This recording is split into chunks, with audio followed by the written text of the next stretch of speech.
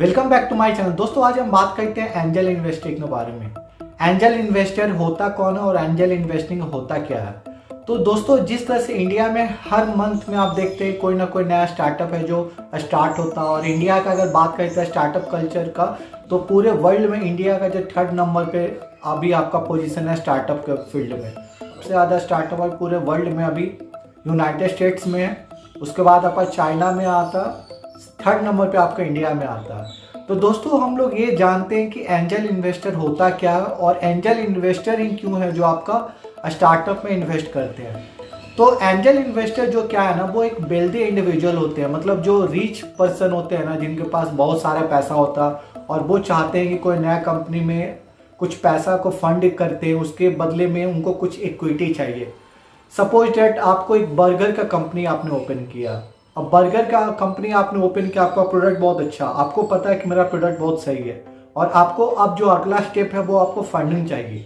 तो फंडिंग जो आपको है, जो आप ज़्यादा फंडिंग किससे लोगे, या तो आप अपना रिलेटिव से लोगे या फैमिली मेम्बर है या आपके फ्रेंड से लोगे, तो वो आपको एक फंडिंग तो देंगे बट उनका कुछ लिमिटेशन होता है। मान लीजिए वो 50,000 देंगे, 1 लाख देंगे, 2 लाख देंगे, लेकिन वही एक एंजल इन्वेस्टर होता है जो काफ़ी रिच होते हैं। मान लीजिए आपका कोई सोसाइटी या आपके सिटी में कोई बहुत ज़्यादा रिच पर्सन है जिनके पास 500-600 करोड़ है, या आपको 50 करोड़ भी आप ले लेते हैं, तो वो चाहते हैं कि आपका अगर प्रोडक्ट में, अगर सच में आपका प्रोडक्ट बहुत अच्छा बढ़िया है, तो वो आपके प्रोडक्ट में है जो आपका कुछ फंडिंग करेंगे आपके कंपनी में, और जो वो फंडिंग करेंगे उसके बदले है जो वो कुछ परसेंटेज लेते हैं। मान लीजिए आपको 10 करोड़ है जो आपके कंपनी में लिए, 10 करोड़ कंपनी आपको है जो फंडिंग दे रहे हैं वो तो जो इंसान जो है आपका जो रिच पर्सन है जिसके पास आप फंडिंग के लिए गया, वो आपको 10 करोड़ रुपये आपको कंपनी में दिए, बोले कि आपका नया स्टार्टअप कंपनी है, आप 10 करोड़ लो, अब जो भी आपको प्रॉफिट है जो मिलेगा वो तो लेंगे ही, और उनको है जो 10% आपका है जो एक तरह से वो आपको इक्विटी चाहिए, ऑनरशिप चाहिए। तो 10% है जो वो आपको 10 करोड़ लेंगे और 10% है जो आपके कंपनी में उनका हिस्सेदारी होगा। यहाँ पर ये है कि आपका कंपनी में अगर प्रॉफिट होता है तो अच्छी बात है, वो प्रॉफिट तो लेंगे, 10% का वो मालिक हैं। तो इसमें क्या प्रॉफिट उनको हो रहा है क्या, कि अगर मान लीजिए अभी वो 10 करोड़ लगाए हैं, 10% लिए हैं, कल हो क्या अगर आपका कंपनी है जो 500 करोड़ या 700 करोड़ हो जाता है, तो वही आपका 10 करोड़ जो उनका है 50 से 55 करोड़ 60 करोड़ ऐसे हो जाएगा। तो उनको देखा जाए वो 10% का जो मालिक है, कल हो के यार और ज़्यादा प्रॉफिट हो रहा है तो और ज़्यादा उनको है जो पैसा का प्रॉफिट हो रहा है। तो ये एक बेनिफिट होता है एंजल इन्वेस्टर का। एंजल इन्वेस्टर इसलिए पैसा लगाते हैं ताकि उनको फ्यूचर में है जो उनका जो भी आप रिटर्न जो आना चाहिए, जो भी आप इन्वेस्ट किए उसका रेट ऑफ इन्वेस्टमेंट उनको 3 टाइम्स 4 टाइम्स ज़्यादा हो। अगर वो 10 करोड़ लगा रहे तो वो चाहते कम से कम 35 करोड़ 40 करोड़ उनको प्रॉफिट मिले। और यहाँ पर एंजल इन्वेस्टर जरूरी क्यों होता है, मतलब हम लोगों को क्यों है जो एंजल इन्वेस्टर के पास जाना होता है अगर हम लोग कंपनी स्टार्ट किए फंडिंग के लिए। इसलिए क्योंकि पहली बात उनका एक एक्सपर्टीज होता है। जो एंजल इन्वेस्टर होते हैं वो उनका खुद का 2-3 कंपनी है जो वो रन करते रहते हैं, तो उनको पता है कि कैसे जो कंपनी का प्रोडक्ट है जो मार्केट में है जो आपका मार्केटिंग करे, कैसे उसका सेल्स करे, कैसे है जो इनोवेटिव और आइडिया लाए जो कंपनी का जो प्रोडक्ट है और ज़्यादा फेमस हो। तो पहली बात उनका एक्सपर्टीज होता है, दूसरा आपका नेटवर्किंग होता है। जो एंजल इन्वेस्टर होते हैं उनको ज़्यादा से ज़्यादा लोग है जो जानते हैं, तो कल हो के अगर आपको और ज़्यादा पैसा का फंडिंग चाहिए तो ये जो एंजल इन्वेस्टर है वो आपको पहला एक ऑप्शन रहता है, वो पैसा और ज़्यादा आपको देते हैं और ज़्यादा इन्वेस्टमेंट करते हैं आपके कंपनी में। दूसरा ये कि वो एंजल इन्वेस्टर क्या है, उनका अपना खुद का एंजल नेटवर्क होता है, अपने और काफ़ी सारे उनका फ्रेंड्स होंगे, उनको भी बोलेंगे ये स्टार्टअप बहुत अच्छा, इसका प्रोडक्ट अच्छा, आपको क्या करना है इसमें पैसा और कुछ इन्वेस्ट करना है। तो दूसरा आपका नेटवर्किंग हो जाएगा। तीसरा क्या होता है कि उनका खुद का जो अपना मैनेजमेंट होता है, वो मैनेजमेंट का कुछ जो अच्छे एम्प्लॉय हैं वो आपका स्टार्टअप में है जो भेज देंगे, बोलेंगे आप है जो अब इनके साथ काम करो और इनका जो प्रोडक्ट है और ज़्यादा अच्छा बनाओ। तो तीसरा में आपका हो जाएगा उनका अपना मैनेजमेंट का सपोर्ट प्रोवाइड कर रहे हैं। तो ये 3 है जो सबसे ज़्यादा बेनिफिशियल होता है जब कोई भी आप स्टार्टअप करते हैं। जैसा मैंने आपको बोला बर्गर कंपनी का आपने स्टार्ट किया तो आपको सबसे पहले वो अच्छा एक लोकेलिटी दे देंगे। मान लीजिए अभी आप है जो आपका स्टार्टअप है जो मुंबई का, कोई भी है जो लोकल एरिया में, मान लीजिए कल का पॉस इलाका मुंबई में आप ओपन करना चाहते हैं अपना रेस्टोरेंट, तो उनका इतना अच्छा नेटवर्किंग होता है कि कल का आपको वहाँ पर एक स्पेस है जो आपका रेस्टोरेंट के लिए वो है जो वो सर्च कर सकते हैं और आपको वो स्पेस दिलवा सकते हैं। फिर अपना जो उनका एक्सपर्टीज है वो अपना जो कंपनी का मेंबर है, जो आपका कंपनी का एम्प्लॉय जो अच्छा परफॉर्म कर रहा है वो आपका स्टार्टअप में सेंड कर देंगे, बोलेंगे आप इस स्टार्टअप पर आप काम कीजिए। तो इसमें काफ़ी ज़्यादा बेनिफिट होते हैं। जब एंजल इन्वेस्टर है जो आपके कंपनी में इन्वेस्ट करते हैं तो प्रॉफिट तो उनको होता है, आपको लॉन्ग टर्म का प्रॉफिट होता है, क्योंकि जब आपने प्रोडक्ट है जो इनिशियली में स्टार्ट किया, आपका प्रोडक्ट अच्छा होगा ये आपको पता है, लेकिन आपका प्रोडक्ट एक्सपैंड करने के लिए, मार्केटिंग के लिए आपको ज़्यादा से ज़्यादा फंडिंग चाहिए, क्योंकि अगर आपके पास फंडिंग नहीं है तो आप ज़्यादा से ज़्यादा प्रमोशन नहीं कर पाएंगे, मार्केटिंग नहीं कर पाएंगे और लोग को पता नहीं रहेगा कि आपका प्रोडक्ट कैसा। अगर आप ज़्यादा से ज़्यादा आपका स्टार्टअप पर फंडिंग रहेगा तो ज़्यादा से ज़्यादा आप एम्प्लॉय हायर कर सकते हैं, आप ज़्यादा से ज़्यादा जहाँ पर प्रमोशन कर सकते हैं। आप कल होगा अगर आपका एक चेन जैसे आपका ये होता है, आपका रेस्टोरेंट का दूसरा आउटलेट भी ओपन करना चाहते हैं बर्गर कंपनी का जो आपका, तो कल होगा आप एक्सपैंड भी कर सकते हैं। इसके लिए फंडिंग बहुत जरूरी होता है। आप सबने एक वेंचर कैपिटल का भी नाम सुना होगा। एक वेंचर कैपिटल क्या होते हैं, उनके ग्रुप ऑफ कंपनी होते हैं और वो एक तरह से आपका इन्वेस्टमेंट फंड है जो आपको देते हैं। लेकिन आपका एंजल इन्वेस्टर क्या है, वो खुद का पैसा पे देते हैं, तो उनका जो है उनका जो पूरा प्रॉफिट वो देखते हैं कि इसलिए वो इक्विटी लेते हैं। आपको अगर वो 10 करोड़ रुपया दे रहे हैं तो 10% कम से कम वो इक्विटी लेते हैं, मतलब 10% है जो आपके कंपनी में उनका मतलब मालिक है वो 10% को।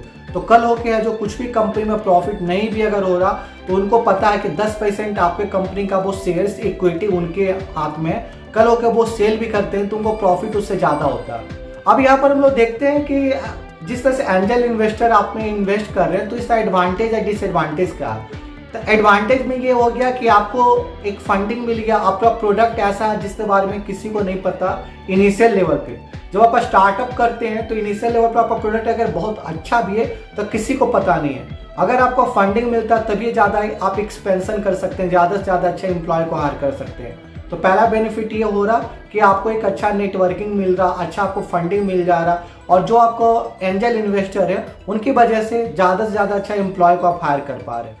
सेकंड बेनिफिट ये हो रहा है कि आप एंजल इन्वेस्टर से आप पैसा ले रहे हैं तो आप पैसा आपको बाद में रिपे नहीं करना, पैसा आपको वापस रिटर्न नहीं करना।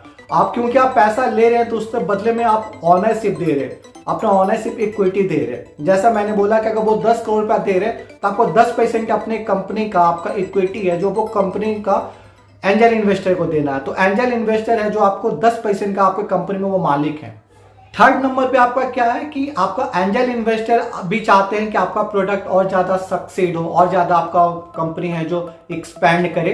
उसके लिए आपको रेगुलर आपका वो मेंटरशिप करते हैं, आपको एडवाइस करते हैं आपको ऐसे करना चाहिए, यहाँ पर आपको प्रोडक्ट लॉन्च करना चाहिए, ये सिटी में लॉन्च करना चाहिए, ऐसे आपको प्रमोशन करना चाहिए। तो आपका एक मेंटरशिप प्रोवाइड किए जाते हैं एंजल इन्वेस्टर के द्वारा। लेकिन अगर हम लोग यहाँ पे डिसएडवांटेज का ही बात करते हैं, यहाँ पे कुछ डिसएडवांटेज भी है। पहला कि ज़्यादातर जो एंजल इन्वेस्टर है वो मिनिमम जो है आपका 10% से लेकर 50% तक आपको है जो वो इक्विटी चाहते हैं आपको कंपनी में। तो कभी कभी ये प्रॉब्लम ये हो जाता है कि अगर आपका जो खुद का जो कंपनी स्टार्ट किया, कल हो कर उसका जो इक्विटी कंपनी में कम हो जाता, एंजल इन्वेस्टर का इक्विटी ज़्यादा हो जाता। मान लीजिए आपका कंपनी में इक्विटी 5% है, एंजल इन्वेस्टर का 45% है, तो 45% का उनका इक्विटी है। कल होकर वो देख रहे हैं कि अगर एज ए फाउंडर जो आप कंपनी को फाउंड किए हो तो आप है जो सक्सीड नहीं कर पा रहे हो, ये कंपनी को ज़्यादा हाई लेवल पे आप नहीं ले जा रहे हो, तो कल होकर आपको रिप्लेस भी कर सकते हैं, वो पोजीशन किसी और को मिल जाएगा, आपको कंपनी से निकाल दिया जाएगा। अगर यहाँ पर हम लोग एग्जांपल लेते हैं तो पहले एप्पल का देख सकते हैं। जब स्टीव जॉब्स ने एप्पल का फाउंड किया था तो एप्पल एक छोटा सा कंपनी था, लेकिन जब एप्पल जिस तरह से सक्सीड कर रहा था, सक्सेस हो रहा था एप्पल का, उस बाद आपका जो देखा जाए तो स्टीव जॉब्स को उन्हीं का कंपनी जो फाउंड किया तो उन्हीं को बाहर निकाल दिया था। उसी तरह हम लोग फ्लिपकार्ट का देख सकते हैं। फ्लिपकार्ट में सचिन और बिन्नी बंसल ने जब कंपनी स्टार्ट किया था तो कंपनी में वो ज़्यादा से ज़्यादा वो फंडिंग को रेज किए थे, और फ्यूचर में क्या हुआ 2015 में ये बिन्नी बंसल और सचिन बंसल दोनों का अगर हम लोग इक्विटी का बात करते हैं फ्लिपकार्ट का तो 9% था। तो उनको है जो कल है जो आपका वॉलमार्ट, जब आप जो फ्लिपकार्ट खरीद लिया था तो वॉलमार्ट है जो आपको प्रेशर कर रहा था, लास्ट में जो सचिन और बिन्नी बंसल को कंपनी छोड़ना पड़ा था। तो काफ़ी ज़्यादा रीजंस होते हैं कि जब आपका फंडिंग, अगर आप ज़्यादा फंडिंग ले रहे हो, इक्विटी आप ज़्यादा ले रहे हो, तो एक पोजीशन, एक टाइम आपका ऐसा आता है कि जब आपका खुद का कंपनी में आपका इक्विटी बहुत कम हो जाता और एंजल इन्वेस्टर का इक्विटी ज़्यादा हो जाता, तो कल होकर वो चाहेंगे तो आपको कंपनी से बाहर भी निकाल सकते हैं। तो यहाँ पर आपको ये एक देखना है कि आपका जो इक्विटी हो, पैसा को रेज तो करना है लेकिन आपका इक्विटी में कम नहीं होना चाहिए। आपका इक्विटी ऐसा होना चाहिए कि कल होकर आप एक मेजर डिसीजन ले सकते हैं खुद का कंपनी जो आपने स्टार्ट किया। यहाँ पे बहुत ज़्यादा इंपॉर्टेंट होता है कि एंजल इन्वेस्टर का जो भी आपको इक्विटी दे रहे हैं वो आपका इक्विटी से कम होना चाहिए, ताकि कल होकर कंपनी को आप लीड कर सकते हैं। तो सबसे बड़ा डिसएडवांटेज यहाँ पे यही है कि आपका एंजल इन्वेस्टर जो होते हैं वो ज़्यादा से ज़्यादा जो इक्विटी लेना चाहते हैं, और इसके वजह से काफ़ी ज़्यादा फाउंडर जो हैं वो एंजल इन्वेस्टर से ज़्यादा हेल्प नहीं लेना चाहते, क्योंकि वो नहीं चाहते कि अपना कंपनी का वो कंट्रोल है जो नहीं लूज करना चाहते हैं। ये एक एग्जाम्पल यहाँ पर ये भी ओला का, जब भवेश अग्रवाल जब ओला का जब स्टार्ट किए थे तो उनको काफ़ी ज़्यादा फंडिंग जो सॉफ्टवेयर से लिया था। एक टाइम में ऐसा आया 2018 का बात करते हैं, सॉफ्टवेयर और ज़्यादा पैसा जो फंडिंग करना चाह रहा था ओला में, लेकिन आपका भवेश अग्रवाल ने मना कर दिया था, क्योंकि बोला नहीं, सॉफ्टवेयर का अगर ज़्यादा इक्विटी होता ओला में तो कल होके है जो भवेश अग्रवाल खुद का जो कंपनी का कंट्रोल है जो लूज कर देंगे। तो उन्होंने सॉफ्टवेयर को स्टॉप कर दिया था कि नहीं, मुझे और ज़्यादा फंडिंग नहीं चाहिए, क्योंकि आपका इक्विटी अगर ज़्यादा हो जाए तो कल होकर वो खुद का कंपनी से कंट्रोल है जो लूज कर देंगे। तो यहाँ पे बहुत ज़्यादा इंपॉर्टेंस है, मतलब आप स्टार्टअप कर रहे हो, आपको फंडिंग ज़्यादा चाहिए, बट आपको ये इंपॉर्टेंस है जो देना है कि आपका जो इक्विटी हो वो कंपनी में ज़्यादा हो और एंजल इन्वेस्टर का इक्विटी हो कम हो, क्योंकि कल हो कि अगर आप कंपनी लीड अगर आप नहीं कर पा रहे तो एंजल इन्वेस्टर आपको ऐसा प्रेशर ना दे, कंपनी से आपको रेजिग्नेशन देना पड़े as a founder and chief executive officer. यहाँ पर एक इंपॉर्टेंट पॉइंट ये है कि सोर्सेस क्या है एंजल इन्वेस्टिंग का, मतलब आपको अगर आपको फंडिंग रेज करना है तो आप एंजल इन्वेस्टर से कनेक्ट कैसे करोगे, कैसे उनसे बात करोगे, कैसे उनसे अपॉइंटमेंट फिक्स करोगे। तो पहला ऑप्शन यहाँ पर ये आता है लिंक्डइन। लिंक्डइन एक आपका सोशल प्लेटफॉर्म है, आपका सोशल नेटवर्किंग प्लेटफॉर्म है, जहाँ पे ज़्यादा से ज़्यादा प्रोफेशनल पीपल है जो उनका खुद का अकाउंट होता है, वो वहाँ पे खुद का अपना कंपनी भी प्रमोट करते हैं। तो वहाँ पर एक आपका प्लस पॉइंट है कि आप डायरेक्टली है जो आप किसी भी एंजल इन्वेस्टर से उनको मैसेज करके आप अपॉइंटमेंट बुक कर सकते हो। उसमें क्या होता है, जैसे आपको एक मैसेज लिखना होता है कि हाय दिस इज़, मान लीजिए आपका नेम राहुल है, तो hi this is Rahul, I am the founder of my burger company, जो बर्गर कंपनी ने स्टार्ट आपने किया, मेरा प्रोडक्ट ये है, प्रोडक्ट का मेरा हेड क्वार्टर ये है, इतने सारे एम्प्लॉय मेरे यहाँ काम करते, तो मुझे आपसे फंडिंग रेज करना, can we meet at this time on this place. तो ये आपको एक मैसेज करना, अगर आपका कंपनी में उनको इंटरेस्ट होगा तो वो आपसे अपॉइंटमेंट फिक्स करेंगे। सेकंड में आपका आता है एंजल लिस्ट। एंजल लिस्ट एक आपका ऑनलाइन नेटवर्किंग प्लेटफॉर्म है जहां पर आपको ज़्यादा से ज़्यादा जो इन्वेस्टर जो होते हैं वो आपको कनेक्ट होते हैं, जो स्टार्टअप फाउंडर होते हैं। तो आपको अपना आइडिया पिच करना होता है, उनको है जो बताना होता है मेरा ये आइडिया, अगर एंजल इन्वेस्टर है जो आपके आइडिया में इंटरेस्ट होंगे तो आपके कंपनी में वो इन्वेस्ट करेंगे। थर्ड ऑप्शन है आपके पास एंजल इन्वेस्टमेंट नेटवर्क। अगर इसका एंजल इन्वेस्टमेंट नेटवर्क का बात करते हैं तो मोर देन 2,79,000 जो आपका एंजल इन्वेस्टर यहाँ पर प्रेजेंट है। यहाँ पर क्या होता है, आपको एक है जो प्रोफाइल, आपका एक अकाउंट है जो ओपन करना होता, आपको अपने प्रोफाइल अच्छा से बनाना होता, आपको बिजनेस को प्रमोट करना होता। अगर एंजल इन्वेस्टर आपके प्रोफाइल, आपके जो कंपनी है उस प्रोडक्ट में उनको इंटरेस्ट होता तो वो खुद आपसे कनेक्ट कर देंगे, आप खुद का आपके स्टार्टअप का जो कंपनी है उसमें आप इन्वेस्टमेंट वो करेंगे। तो ये तीन ऑप्शन आपके पास LinkedIn, angel list, angel investment network, ये तीन इंपॉर्टेंट प्लेटफॉर्म है अगर आपको फंडिंग रेज करना एंजल इन्वेस्टर से। तो फोर्थ ऑप्शन यहाँ पर एक और चीज आता है आपके पास, ये 3 ऑप्शन तो है, 4 ऑप्शन एक और है आपका 4th नंबर पे, ये आपका आता है क्राउड फंडिंग। क्राउड फंडिंग में ये होता है, जैसा कि आपने एक TBF का एक वेब सीरीज आया था फीचर्स, उसमें क्राउड फंडिंग में ये होता है कि आपको अपनी आइडिया, मान लीजिए एक ऑडिटोरियम पे क्राउड फंडिंग प्रोग्राम हो रहा, वहाँ पर 200-300 पीपल आते, आपको अपने आइडिया को पिच करना होता।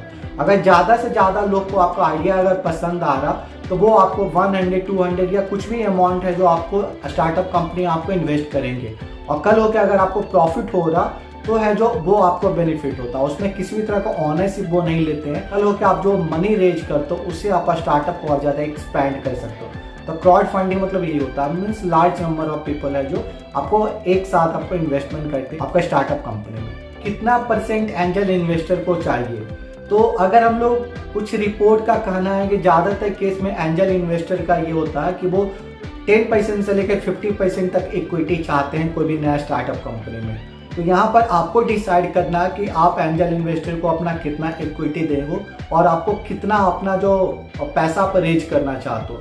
अगर आप ज़्यादा से ज़्यादा पैसा रेज करना चाहते हो एंजल इन्वेस्टर से, तो एंजल इन्वेस्टर यहाँ पर है अपना पैसा जो, क्योंकि वो अपना पैसा आपको आप पे बिट कर रहे हैं, यानी कि वो अपना पैसा आप पे लगा रहे हैं, तो जाहिर सी बात है कि वो उनको ज़्यादा से ज़्यादा रिटर्न ऑफ इन्वेस्टमेंट चाहिए।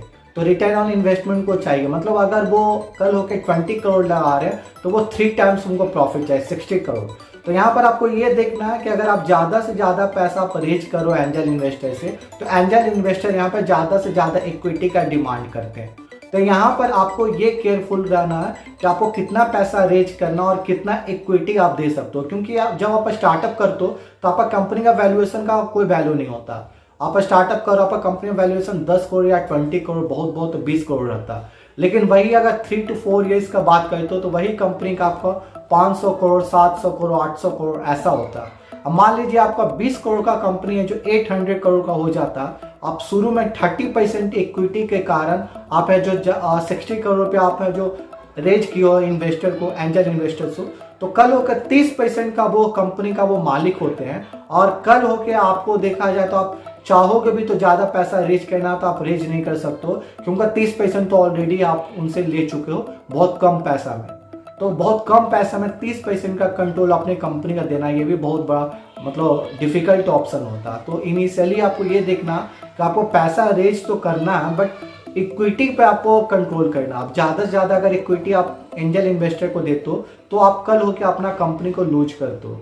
तो ये आपको बहुत ज़्यादा इंपॉर्टेंस है, क्योंकि स्टार्टअप जब हम लोग शुरुआत में स्टार्ट करते हैं तो हम लोग को बहुत ज़्यादा फैसिनेटिंग लगता है। हम लोग को ऐसा लगता है कि ये स्टार्टअप कर रहे हैं, हम लोग को 30 करोड़ 40 करोड़ मिल जा रहा है तो बहुत ज़्यादा बेनिफिट होगा, क्योंकि हम लोग एम्प्लॉय ज़्यादा हायर कर पाएंगे। तो ये एक बेनिफिट होता, बट इसका काफ़ी ज़्यादा डिमेरिट भी है। कल हो गया कंपनी आप लूज कर दोगे तो आप जो स्टार्टअप को फंड किए हो आपको बहुत ज़्यादा रिग्रेट होगा कि अरे मैंने इतना पैसा क्यों है जो रेज कर लिया। तो ये तो यहाँ पर ये बहुत ज़्यादा इंपॉर्टेंस है। तो कल हो के अगर आप वो गलती ना करो, यहीं से आपको इसके बारे में सोचना पड़ेगा कि आपको कितना ज़्यादा स्टार्टअप से फंडिंग रेज करना, कितना ज़्यादा आपको इक्विटी देना।